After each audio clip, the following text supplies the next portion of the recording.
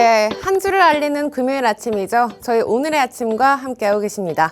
네, 이번 주 우리 시장 어쩌면 최근 날씨처럼 참 변덕스러운 모습을 보였다 이렇게 말을 하고 싶은데 사실 오를 듯 말 듯 또 내려갈 듯 말 듯 시장의 방향성이 뚜렷하게 나오지 않고 있습니다. 이럴 때야말로 저희 오늘의 코인과 함께 시장을 차근차근 이 실마리를 찾아보는 건 어떨까요? 저는 오늘도 여러분들과 함께할 진행의 장아주고요. 그럼 오늘도 마감이 없는 크립토 시장에서 여러분들과 함께 힘차게 성공의 종소리 울려보도록 하겠습니다. 또 저와 간밤 뉴욕 증시 먼저 살펴보셔야 할 텐데 그동안 CPI 발표 이후 또 혼조세를 보이던 뉴욕 증시였죠. 다행히 오늘은 전체적으로 빨간불 켜줬습니다. 트럼프 대통령의 상호 관세가 어쩌면 당분간 당장 시행되진 않겠다라는 기대감에 전체적으로 빨간불 켰는데요. 다우지수가 0.77% 상승했고요. 또 S&P 500과 나스닥 지수 각각 1%대 강세 보여주면서 좋은 분위기 이어나갔습니다. 최근만 하더라도 이런 정책적 불확실성 때문인지 이 증시가 조금은 요동칠 수 있다. 이런 시장의 전망까지 함께 나오고 있습니다. 그럼 이어서 오늘의 시장 이슈는 어떤 게 있었을지 크립토 이슈도 한번 살펴보도록 할게요. 네, 제가 이렇게 세 가지 이슈 모두 뽑아왔습니다. 첫 번째 헤드라인 먼저 살펴보자면요. 이번 주 정말 다양한 이벤트가 있었습니다. 특히 파월 의장의 청문회가 있었죠. 수요일과 목요일 하루씩 나눠서 상원과 하원에서 진행이 됐고요. 여기서 굉장히 다양한 발언이 나오기도 했습니다. 그중에서 또 주목을 해보셔야 했던 게 파월 의장이 자신의 임기 내 디지털 화폐 CBDC 발행이 절대 없을 거다 이렇게 강한 확신을 해줬죠. 모레모 상원 의원의 질문에 따르면 진짜 임기 내 CBDC를 발행하지 않을 거냐라고 물었고 그렇다라고 파월 의장이 강하게 선을 그어줬습니다. 사실 연준이 이렇게 CBDC 관련해서 공식적인 입장을 내비친 건 이번이 처음이라고 하는데요. 트럼프 대통령이 지난 23일 같은 경우에는 CBDC 발행을 제한하는 행정명령에 서명을 했기 때문에 아무래도 트럼프 2기 행정부, 공화당과 연준의 입장이 어쩌면 일맥상통하지 않냐라는 반응도 나오고 있습니다. 특히나 최근에는 CBDC 발행을 제한하고 또 스테이블을 지지하고 있기 때문에 아무래도 우리 시장에는 좀 호재로 다가올 수 있는 내용이 아니었나 싶습니다. 네, 두 번째 헤드라인도 한번 살펴보도록 하겠습니다. 미국의 4분기 상장 기업들 중 비트코인의 보유량이 전분기 대비 62%가량 늘었다고 하는데요. 사실 그중에서도 스트레티지의 물량이 제일 많겠죠. 47만 8천 개가 되고 있는데 특히 스트레티지 같은 경우에는 이제 48만 개까지 이제 올라오고 있습니다. 최근엔 채굴 기업뿐만이 아니라 다양한 기업들의 이렇게 비트코인 매수세까지 함께 보여주고 있다. 이걸 확인하시면 좋을 것 같고요. 네, 세 번째 헤드라인도 그럼 이어서 살펴보도록 하겠습니다. 이번 주 굉장히 다양한 경제 지표가 나왔습니다. CPI도 나왔고요. 또 간밤에는 PPI, 생산자 물가지수도 나왔죠. 또 신규 실업수당 청구 건수까지 나오면서 정말 다양한 경제 지표가 나왔습니다.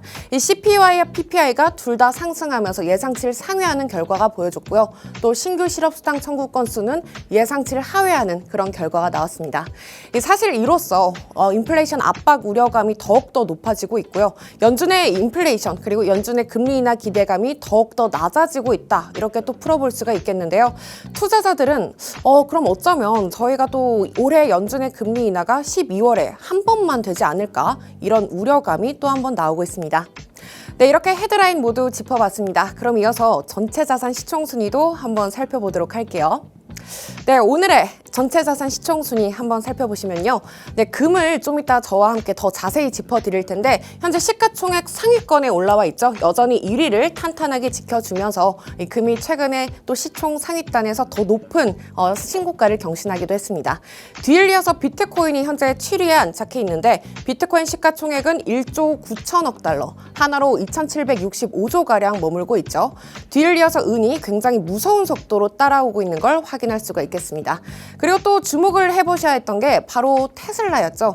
이 테슬라가 이번 달만 해도 굉장히 하락세를 많이 보였는데 관세 정책의 불확실성과 더해서 이 오너 리스크까지 합쳐지면서 이 테슬라가 이번 달만 해도 20% 넘는 하락세를 보이기도 했습니다. 이 테슬라 현재 12위권까지 내려간 모습 확인할 수가 있겠습니다. 네, 그럼 오늘의 클로징 벨 이슈는 어떤 게 있었을까요? 헤드라인 한번 주요 헤드라인 살펴볼 텐데요. 제가 굉장히 재미있는 헤드라인을 한번 짚어봤습니다. 금값이 정말 금값돼 이 시중에서 풍기 현상이 일어나고 있다. 금이 최근만 하더라도 또 한 번 신고가를 돌파했죠.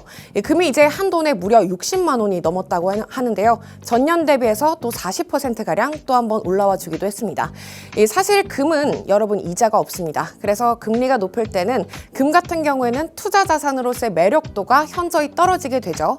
하지만 최근만 하더라도 이렇게 금리 인하의 불확실성, 이 정책적 불확실성 때문인지 이렇게 또 안전자산 선호 심리가 높아지면서 금에 또 매수세가 강하게 몰렸는데요.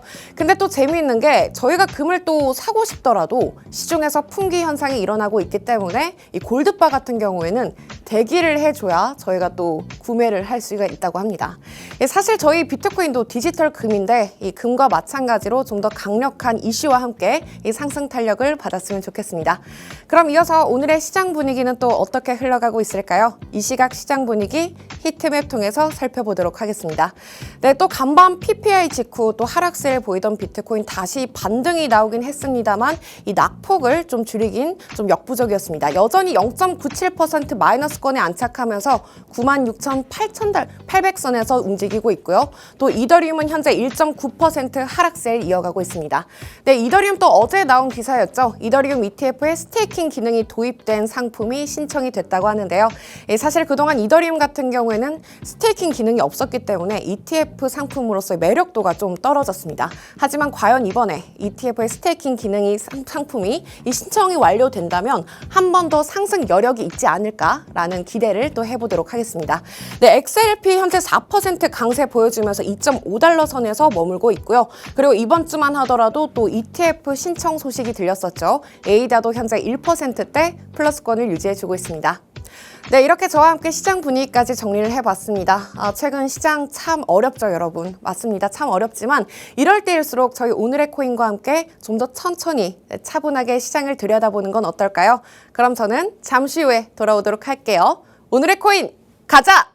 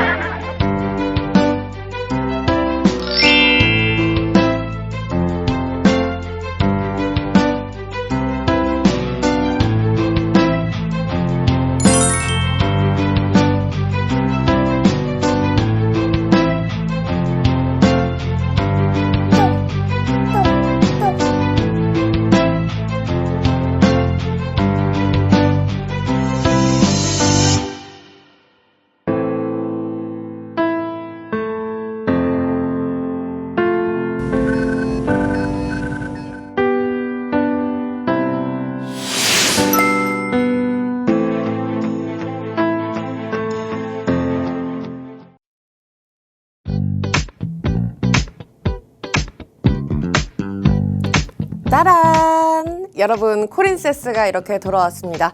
지금 화면을 보시는 분들은 뭐야? 이렇게 놀라실 수도 있겠는데 또 제가 별명이 코린세스잖아요. 그래서 이렇게 왕관을 한번 준비해 봤습니다. 사실 제가 이런 행색을 해본 게 유치원 장기자랑 이후로는 처음이 아닌가? 이런 생각이 드는데 좀 어울릴지 모르겠어요. 잠깐만요. 피디님, 뭐라고요? 공주가 환생한 것 같다고요? 감사합니다. 여러분, 이렇게 좀 뻔뻔함을 장착하고 여러분 앞에서 이렇게 코린세스로 한번 돌아왔는데 모양새는 이렇더라도 내용은 정말 알차게 준비를 해봤으니까 저와 함께 끝까지 함께 해주시면 좋겠습니다. 사실 최근에 퍼즈님께서 너무 많이 바빠지셨어요. 그래서 제가 퍼즈님을 대신해서 오늘 이 자리에 여러분들과 함께 해볼까 하는데 요새 제가 코인 방송을 진행을 하다 보니까 이런 질문을 많이 듣게 됩니다. 뭐 사면 돼? 이런 질문을 많이 하시는데 사실 여러분들도 많이 공감을 하고 계실 것 같아요. 저도 맨 처음에 코인을 시작을 했을 때 이 비기너의 입장으로서 이 뭐 사면 돼? 라는 질문을 많이 했었는데 지금 생각해보면 그 질문처럼 너무 별로인 질문이 없는 것 같아요. 여러분들도 느끼고 계시겠지만 이 종목을 아무리 좋은 종목을 추천을 받는다 한들 과연 이 종목을 끌고 갈 수 있는 힘과 믿음이 없는 한 종목의 매수를 끝까지 가져가지도 못할 뿐더러 이 제대로 된 매도 타이밍을 잡지 못한다는 게 또 함정입니다.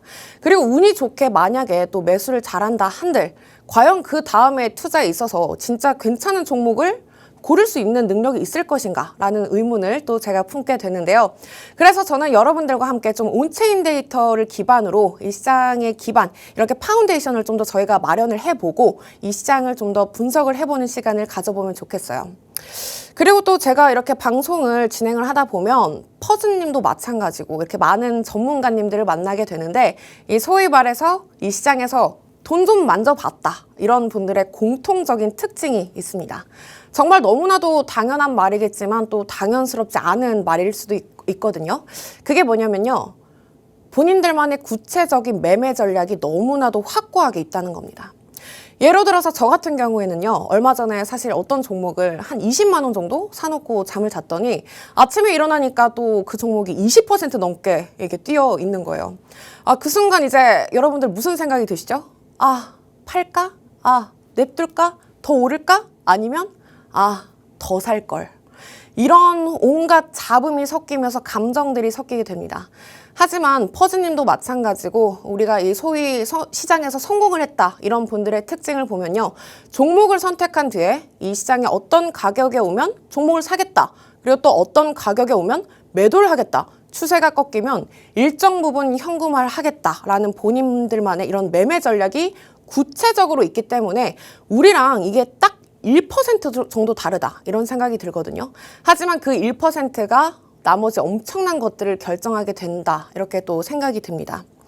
그래도 여러분들은 정말 운이 좋다고 생각이 들어요. 왜냐면 또 퍼즈님이 계시고 퍼즈님께서 이 종목 얼마까지 갈 것 같아 라든지 아니면 아직 상승 추세에 우리가 있어. 아직 추세가 꺾이지 않았어. 아직까지 불장이야 라고 말씀을 해주시니까 그럼 우리는 그중에서도 뭘 하면 되냐. 퍼즈님께서 간장도 양념도 또 소금도 준비를 해주셨어요. 그럼 우리는 최소한 물 정도는 받아놨으면 좋겠다 이런 생각이 들어요. 최소한 우리가 채소 정도는 썰어놔야 이 퍼즈님께서 준비하신 간장, 양념, 소금을 이렇게 쳐가지고 이 완벽한 요리가 완성이 되지 않나라는 생각이 듭니다. 사실 종목도 참 고르기 어렵고 이렇긴 하지만 우리가 이 시장에 대한 근거와 믿음을 만들려면 그래서 더욱더 공부를 해야 한다 이런 생각이 들어요. 사실 우리 시장 같은 경우에는 이런 근거와 기반이 없다면 앞으로 시장에서 좀 무너질 여력이 있고 그리고 우리가 여기에 있어서 온체인 데이터를 더욱더 확실하게 분석을 해줘야 할 이유가 생기는 것 같습니다. 그래서 제가 오늘 또 첫 수업이다 보니까 이렇게 사담이 조금 길어지긴 했는데 그럼 오늘은 또 여러분들과 함께 온체인 데이터를 분석해보는 시간을 가져보면 좋겠습니다. 놀라셨죠? 아주 하나의 아주 머니 시간입니다. 이 코너 속 코너로 저희 오늘의 코인에서 이 작게 코인 이 코너 이름을 정해봤는데 장난스럽긴 하지만 이 시간이 정말 헛되지 않도록 시간은 소중한 거니까 여러분들이 시장의 기반을 마련할 수 있는 온체인 데이터를 제가 한번 들고 와 봤어요. 그 중에서도 여러분들이 좀 처음이니까 가볍게 들을 수 있고 정말 편하게 들을 만한 이 시장의 전반적인 건강 상태를 나타낼 수 있는 온체인 데이터를 하나 둘씩 한번 살펴보도록 하겠습니다. 네, 첫 번째 제가 들고 온 온체인 데이터는요. 바로 비트코인에서 거래소, 이 말 그대로 고래들, 이 대형 플레이어들의 지갑에서 거래소의 유입량 그리고 거래소의 유출량을 나타낸 데이터라고 보시면 되겠습니다. 이 초록 색깔 뾰족한 부분 윗부분이 바로 거래소의 유입량이고요. 반대로 빨간 색깔 밑에 아랫부분이 유출량이라고 보시면 되겠는데요. 사실 이로써 말 그대로 고래들의 지갑 동향을 볼 수 있다라고 보시면 되겠습니다. 그럼 이걸 보면서 저희가 또 뭘 분석을 할 수 있냐? 지갑에서 거래소로 이동이 된다라는 것 자체가 매도를 할 수 있겠구나. 그럼 그 이후에 가격이 하락할 수 있겠구나라는 생각을 해볼 수가 있겠죠. 그리고 반대로 만약에 유출이 많아지게 된다면 거래소에서 지갑으로 유출이 많아졌으니까 장기 보유를 할 수 있는 기회가 더 널렸구나 라고 하면서 가격이 상승할 수 있는 여지가 있구나 라는 생각을 해보시면 좋겠습니다. 사실 종목을 하나하나 저희가 골라볼 때 그냥 막연하게 불장이래, 상승장이래 이런 말은 별로 하지 않으셨으면 좋겠어요. 왜냐면 좀 우리가 이런 온체인 데이터에 근거를 해서 이번에 기관의 ETF 자금 유입량이 이만큼이어서 가격의 상승 여력이 있대 라든지 고래들의 자금이 이만큼 나가서 이번에 가격이 상승 여력이 있대 라는 그런 뭔가 데이터를 통해서 기반을 마련해 보면 좋지 않을까 라는 생각을 하는데, 사실 그래도 온체인 데이터 같은 경우에는 너무나도 양이 너무 많고 이 정보의 홍수 속에서 우리가 그중에서도 괜찮은 정보를 정말 잘 짜집어줘야 하기 때문에 여기서 과연 우리가 생각했을 때 괜찮은 정보를 고를 수 있는 힘은 이 온체인 데이터를 잘 구분할 수 있는 힘이 아닐까 싶습니다. 그중에서도 온체인 데이터가 또 참고용으로만 보셔야지 이거에 대해서 전적으로 너무나도 맹신하면 안 된다는 거 알아주셨으면 좋겠어요. 그럼 이어서 또 다른 온체인 데이터 전에 아까 전에 했던 온체인 데이터 계속 이어가 보도록 할게요. 인플로우가 증가하게 되면 아까 말씀드렸던 것처럼 가격의 하락 가능성을 열어둬야 하고, 또 아웃플로우가 증가하게 되면 가격의 상승 가능성을 열어둬야 하는데, 이 왼쪽 부분의 빨간 색깔 부분이 굉장히 내려온 그래프가 보이고 계시죠? 이 부분이 사실상 FTX 이후, 파산 사태 이후 고래들이 지갑으로 옮긴 수인데, 이때가 아무래도 고래들이 장기 보유 홀더들이 많다라고 보시면 되겠습니다. 이 데이터를 통해서 우리는 고래들은, 이 대형 플레이어들은 도리어 쌀 때 지갑에 많이 보유를 하고 비쌀 때 도리어 매도를 한다라고 보시면 되겠죠. 근데 이 지표들 중에서 또 우리가 과거 데이터를 통해서 지금 현 시점이 사실 중요한 건데, 지금 현재 이 빨간색 그래프가 FTX 이후, 파산 사태 이후 가장 높은 유출량을 보이고 있습니다. 그럼 이로써 고래들은 지금 도리어 이 조정장과 행보장에서 더 많은 물량을 담아내고 있고, 고래들은 이 조정장에서 앞으로 상승할 수 있는 랠리 직전에 남아있는 데이터가 아닌가라는 우리가 시장의 분석을 함께 만나볼 수가 있겠습니다. 그래도 사실 이러한 인출 같은 경우에는 비트코인에 즉각적인 공급 충격을 주진 않아요. 하지만 과거 데이터로 봤을 때 보니까 우리가 이러한 유출이 심했을 때는 그 직후에 또 가격이 상승할 수 있더라라는 참고용으로만 보시면 딱 좋겠습니다.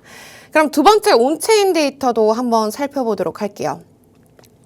참 이것도 재미있는 지표인데, 이 위쪽에 있는 검정색 그래프가 또 비트코인 가격이고요. 또 아래쪽에 있는 보라색 부분이 장기 보유자, 그중에서도 영구 비트코인 보유자 수를 나타내고 있습니다. 이 사실 말 그대로 단기적인 거래 목적이 아니라 좀 이 시장을 장기적으로 보고 이 시장의 지출 거래를 참여하지 않은 장기 보유자의 숫자를 뜻하고 있는데, 아무래도 비트코인을 좀 가치 저장 수단으로 오랫동안 생각을 하고 있다, 이렇게 보시면 되겠죠. 거래소랑 채굴풀 주소는 참고되지 않았고 오로지 우리 투자자들 수만 들어갔다고 합니다. 이게 또 과거 데이터랑 비교를 해보면요, 우리가 또 흔히 말할 수 있는 불장 직전, 이 불마켓 직전에 이게 또 고점을 상승했던 걸 보여줄 수가 있는데, 21년도 이 쌍봉 직전에 이 영구 보유자 수가 정말 급등했던 걸 알 수가 있겠죠.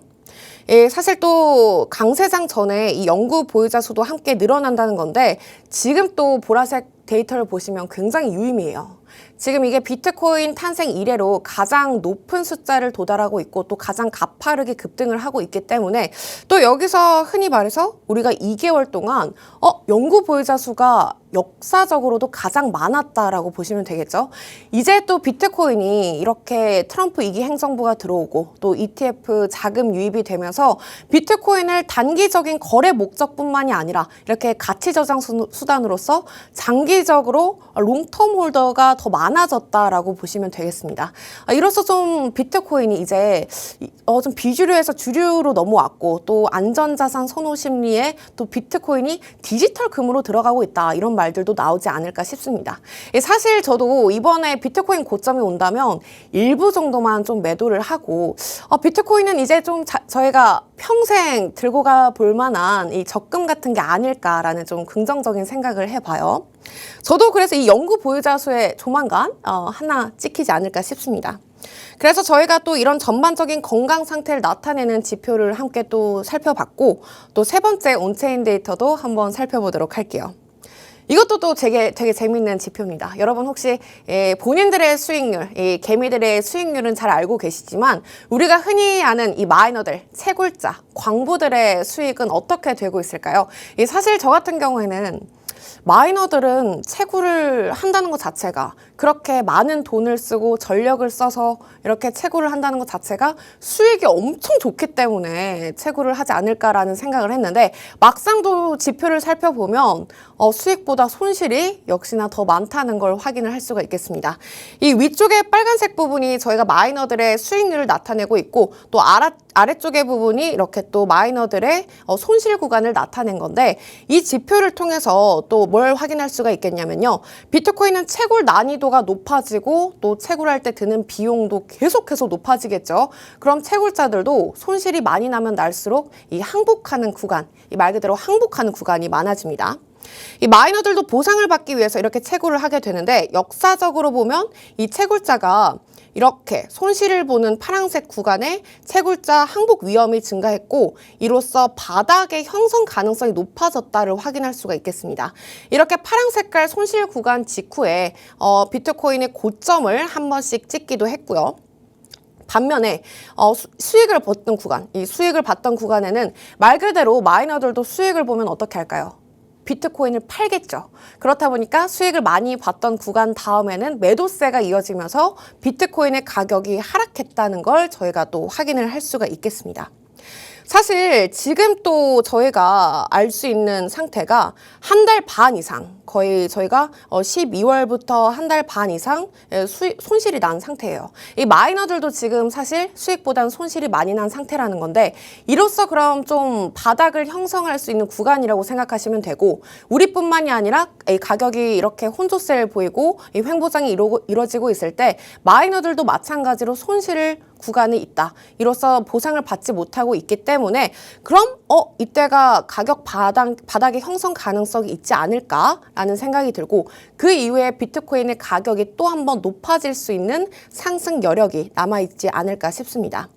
만약에 이 상태가 좀 지속이 된다면 일부 채굴자들이 비트코인을 또 매도를 할 수 있고 채굴을 항복할 수 있기 때문에 우리가 또 역사적으로 보면 이 지표가 마이너스일 때 중장기적으로 반응한다는 걸 또 확인할 수가 있겠습니다. 그럼 또 마지막 온체인 데이터도 한번 살펴보도록 할게요. 이건 비트코인 네트워크 활동 지표예요. 이 검정색 같은 경우에는 비트코인 가격을 나타내주고 있고요. 그리고 이 보라색 같은 경우에는 수수료, 트랜잭션 수수료와 채굴 관련한 해시레이트 모든 활동을 나타내고 있습니다. 이 복합적인 비트코인 네트워크 활동 지수인데 11월 이후 지금 15%가량 현재 하락하면서 3,760으로 24년도 2월보다도 더 낮은 최저치를 기록하기도 했습니다. 사실 근데 이 보라색 지표로 뭘 알 수 있냐면요. 이 52주 평균선, 이 1년 평균선 아래로 떨어진 게 21년도 5월 달 이후로는 최초라는 걸 또 확인할 수가 있겠습니다. 21년도 또 5월에 무슨 일이 있었냐면요. 또 중국에서 마이너들 채굴을 금지한다. 대대적으로 금지하면서 이 중국에 있던 모든 채굴자들이 해외로 이주했던 사건이었는데 그때 이 네트워크 활동 지수가 이 보라 색깔 52주 이평선 아래로 떨어졌는데 지금도 마찬가지로 그 이후 최초로 이렇게 또 아래로 뚫어졌다는 게 또 유의미하겠죠.